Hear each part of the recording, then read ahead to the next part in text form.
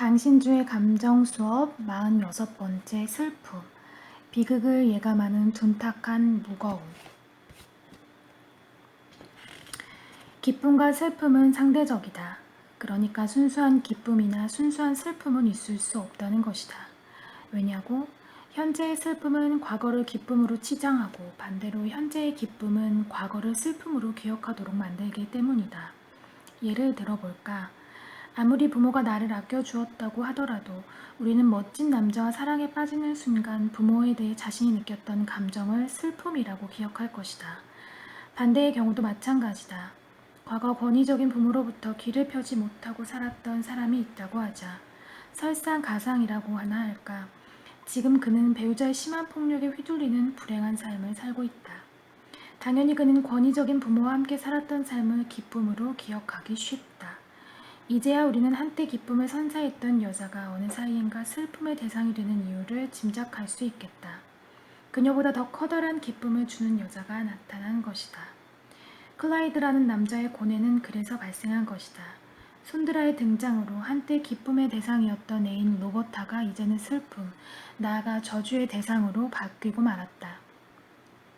만약 로버타와 함께 뱃놀이를 하던 중에 보트가 뒤집힌다면 이렇게 골치 아픈 문제로 머리가 터질 것 같은 때의 말이다. 이 얼마나 좋은 기회인가. 나의 장래를 망치려 드는 이 엄청난 난제로부터 빠져나오는데 이보다 더 좋은 방법이 또 있을까? 아니야, 잠깐. 그런 무서운 죄를 범하지 않고도 문제를 해결할 방법은 없을까? 그런 무시무시한 일을 생각해서는 안 되지. 그런 흉악한 짓을. 하지만 만일 그런 사고가 우연히 일어난다면 그러면 로버타와의 모든 시끄러운 관계도 한순간에 깨끗이 끝나는 것 아닌가?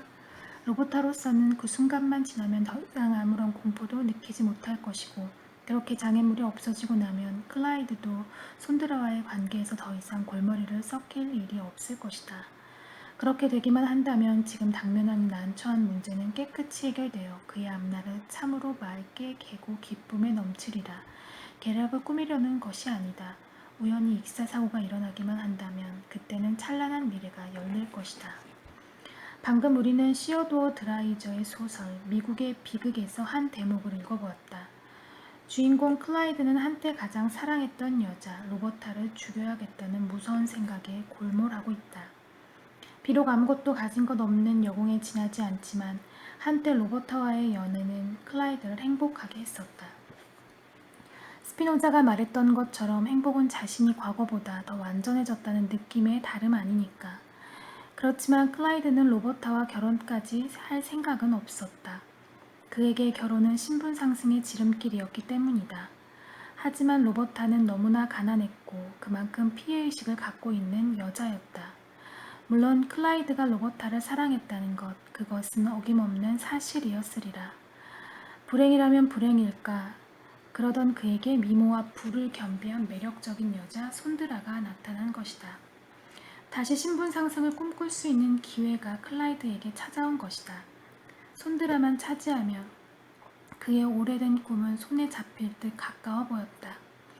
이런 희망에 부풀수록 그에게 로버타는 신분 상승의 길을 가로막는 장애물로 느껴질 수밖에 없다. 어쩔 것인가? 신분 상승이라는 파랑새를 쫓고 있던 클라이드에게는 사실 선택의 여지가 없어 보인다. 손드라와 꿈꿀 수 있는 장밋빛 미래는 로버타에게서는 없는 현실적 안정감보다는 훨씬 더 소망스러워 보였기 때문이다. 마침내 손드라와의 연애가 클라이드에게 기쁨이라는 감정을 안겨주자 반대로 로버타와의 만남 자체는 그에게 하나의 슬픔으로 밀려오게 된다. 더군다나 클라이드가 자신을 멀리한다는 여자의 직감 때문인지 로버타는 이제 거의 절망적인 스토커처럼 그에게 집착하기까지 한다. 물론 이런 집착이 클라이드를 자신으로부터 더 멀어지게 만든다는 것쯤은 로버타 자신도 잘 알고 있지만 말이다. 결국 점점 더 클라이드는 로버타를 만나면 기쁨은커녕 우울한 슬픔에 빠져들게 된다. 슬픔은 인간이 더 큰 완전성에서 더 작은 완전성으로 이행하는 것이다. 스피노자의 말대로 슬픔은 더 완전하다는 느낌에서 덜 완전하다는 느낌으로 이행하는 감정이다. 당연히 우리는 덜 완전해지는 느낌에서 벗어나려고 노력할 것이다. 인간은 기쁨을, 그래서 행복을 추구하는 존재니까 말이다. 그래서 클라이드는 불행히도 이제 슬픔의 원인이 되어버린 로버타를 제거하려고 꿈꾸는 것이다. 행복해지고 싶으니까. 이 얼마나 비극적인 상황인가. 한때 기쁨의 원천이었던 여자가 이제는 슬픔의 원인으로 전락한 것이다. 그렇지만 멀쩡한 여자를 죽이고도 무사할 리 없다. 그래서 지금 클라이드는 로버타의 사고사를 꿈꾼다. 아무도 자신의 죄를 묻지 않는 완전한 사고사. 그래서 자신의 행복을 가로막는 장애물이 합법적으로 완전히 사라지는 꿈이 이루어지면 그의 말대로 찬란한 미래가 열릴 테니까 말이다. 소설 제목에서부터 이미 암시된 비극의 그림자는 이제 클라이드에게 조용히 그렇지만 무겁게 다가오고 있다. 로버타가 클라이드와 함께 보트를 타다가 물에 빠져 죽는 일이 실제로 벌어진 것이다. 물론 클라이드는 물에 빠진 그녀를 구할 생각은 애초에 없었다. 아니 정확히 말해 사고사가 나지 않았다면 사고사를 위장해서라도 그녀를 죽일 생각으로 보트에 탔던 것이다. 그런데 정말 사고사가 난 것이다. 그렇지만 이 순간 예기치 않은 비극적인 결말이 자신에게 다가오고 있다는 것을 클라이드는 알고 있었을까? 그를 체포한 사법당국은 로버타의 죽음이 사고사가 아니라 의도적인 살인의 결과라고 판결한 것이다. 마침내 한때 자신이 사랑했던 여자도 죽고 신분 상승의 꿈도 허망하게 날아간 채 클라이드는 전개 의자에 앉아 비극적인 삶을 마무리하게 된다. 아침 드라마의 한 장면처럼 들리는 드라이저의 비극이 결코 통속적으로만 보이지 않는 이유는 무엇일까? 지금 우리도 여전히 부와 사랑 혹은 자본과 인간 사이에서 흔들리고 있기 때문이다. 그렇다고 해서 부와 사랑 중 후자를 선택해야 한다는 사치스러운 교훈을 읊조려서는 안 된다. 살기가 막막한 사람에게 사랑은 근사한 생계수단 혹은 유일한 생계수단일 수도 있기 때문이다. 그렇지만 자본주의 사회에서는 부와 사랑 중 어느 것을 선택해도 비극은 불가피하다. 사랑을 선택하는 순간 두 사람은 생계의 불안 속에 살게 될 것이다. 이런 불안이 지속되면 두 사람은 처음과는 달리 둘의 만남이 축복이라기보다는 저주라고 느끼게 될 테니까. 물론 그렇다고 해서 돈을 선택하는 순간 사정이 더 나아지는 것도 아니다. 클라이드는 로버타로 상징되는 사랑을 포기할 수밖에 없기 때문이다. 항상 어떤 선택은 동시에 어떤 포기를 야기하는 법. 바로 이런 아이러니 때문에 클라이드의 비극이 결코 통속적이지만은 않게 보이는 것이다. 표면적으로 클라이드는 손드라와 로버타를 두고 고민하고 있는 것처럼 보이지만 사실 그는 부유함과 사랑 사이에서 고뇌하고 있다고 할 수 있다. 자본주의 체제 아래에서만 발생할 수 있는 고뇌일 것이다.